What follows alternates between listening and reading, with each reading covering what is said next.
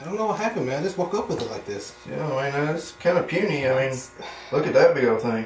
I mean, it'll do. Yeah. I mean, but it's not that. And no, definitely not that. No. So, I mean, it's nice. you want to touch? Really? Yeah. Okay.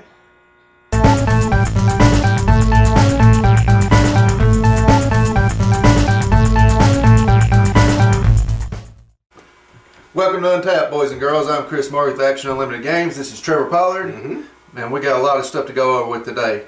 We're going to be talking about Thragtusk, angels, dragons, everything unimaginable. It's been a good time. All right. Yep. So let's start it off over in Wise, Virginia with Cavalier Comics. Who we got, Trevor?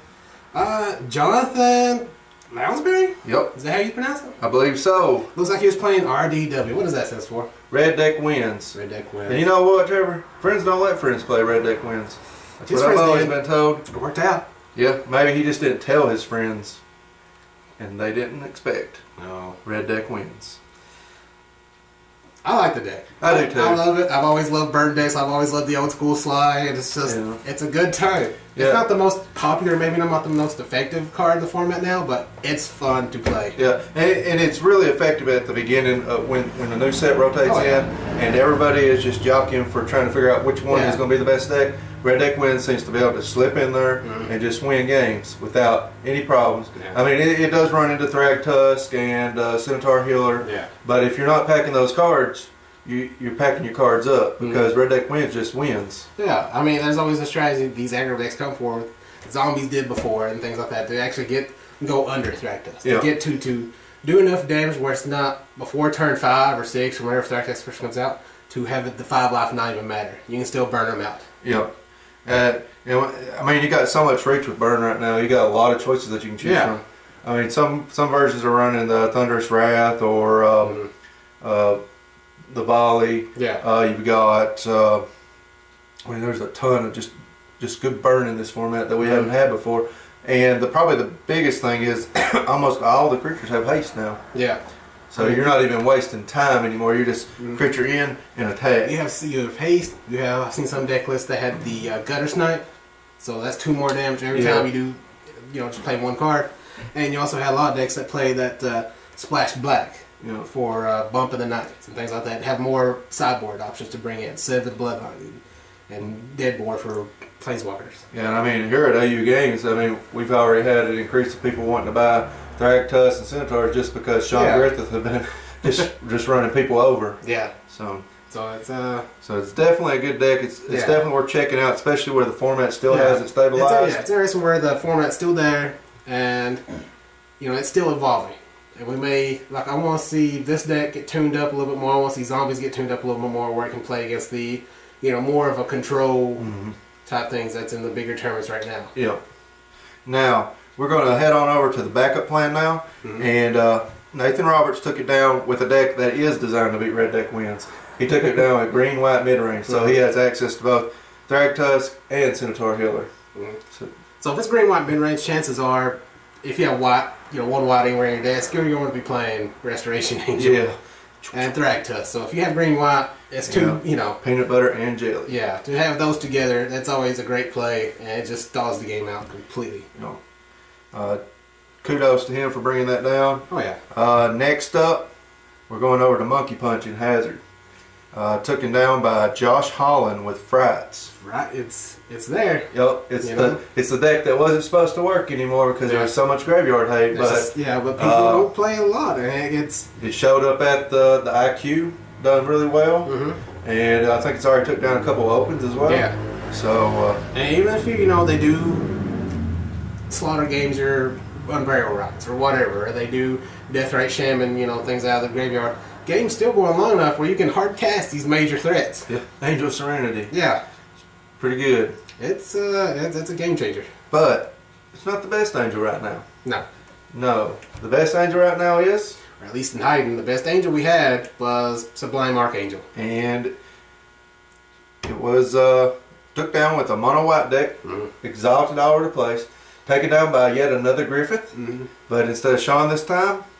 It was his baby sister. Yep, actually. Brittany Griffith taking down the FNM for Action Unlimited. So I mean, major amounts of damage. Yeah. I mean, almost every game she had out two archangels. If you couldn't deal with one, I mean, it was over. Yeah.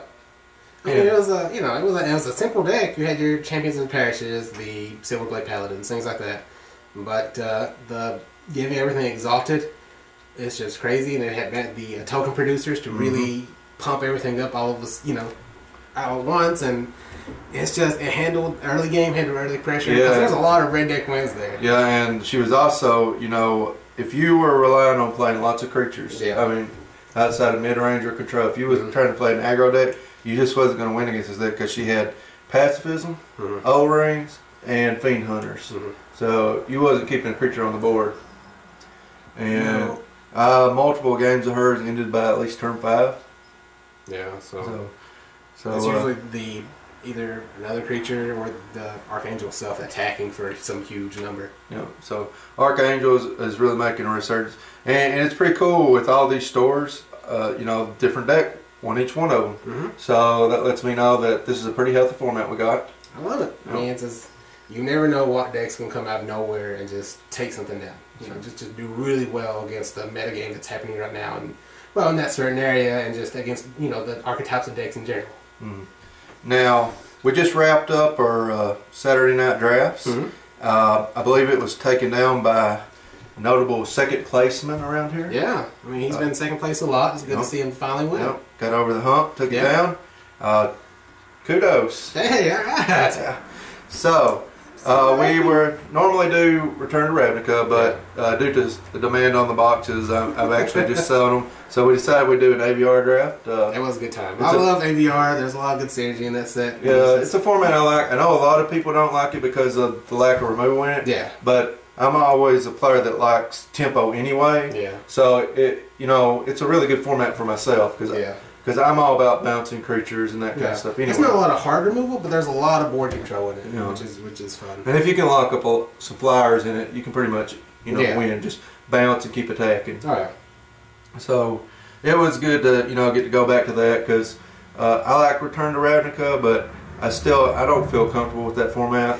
I want to keep trying, but it was just maybe I'm thinking too much about it. Maybe I'm just trying too hard, and I just need to go back to the instincts of drafting and try and just I don't know. Like it's a really good Silv deck format. Yeah. But I just didn't really care that much for drafting. I will keep trying though. I will. I want to draft it more. I love the set, but it was nice for a change because we've done it the last few weeks. All right.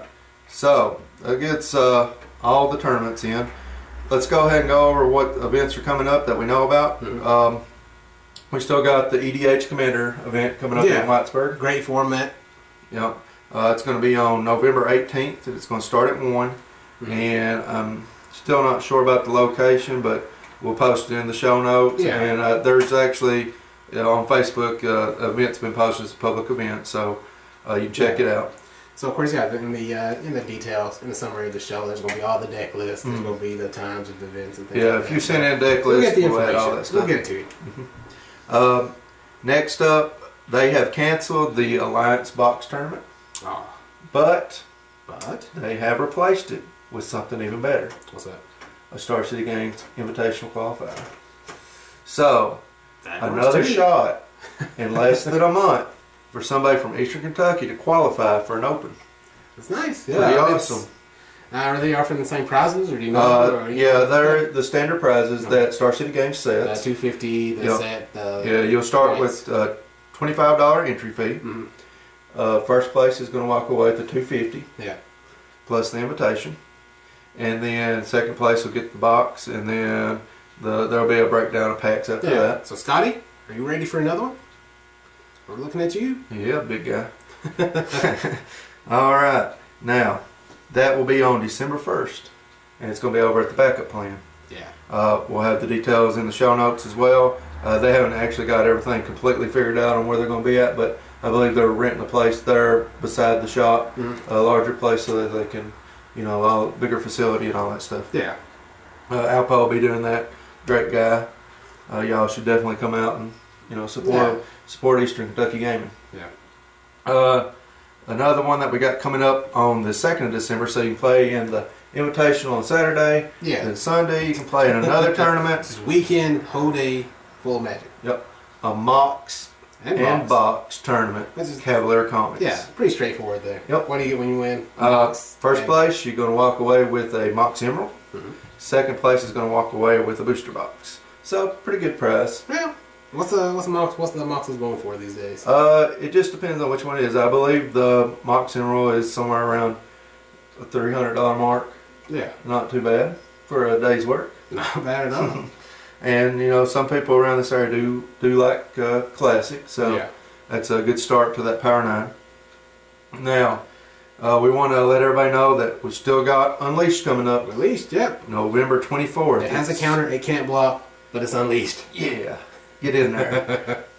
Because attacking's always great. Yeah. Who cares about It's overrated. But Unleashed, that's the name of the event, November 24th. Sponsored by Action Unlimited Games in Hyden, Kentucky. I'll say it again. That's right, Hyden, Kentucky. Hyden, Kentucky. And we'll be over at the Lexington County Public Library where we had the Star City Games Invitational. So everybody that was there, come out, play again, yep. See if your luck's any better, except for Scotty.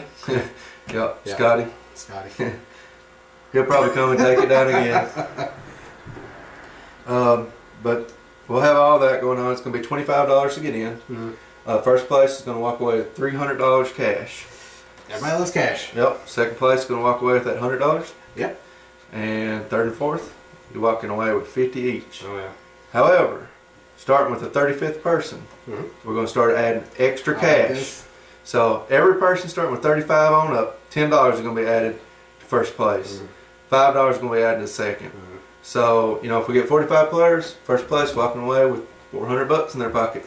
It's nice. And if we get 55, it's $500. As soon as people start walking in over that number, it's going to start adding up quick. So that's going to be pretty awesome. And not only are they going to walk away with cash, but they're also going to walk away with a one-of-a-kind playmat made specifically for AU Games. It's a pretty nice playmat. Yep. The artist was kind enough to give us the art for it.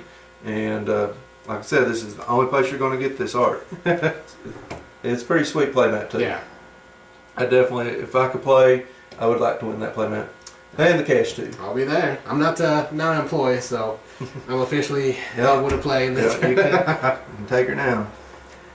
Believe that covers everything for this week. That is it. You got anything else to say, Trevor?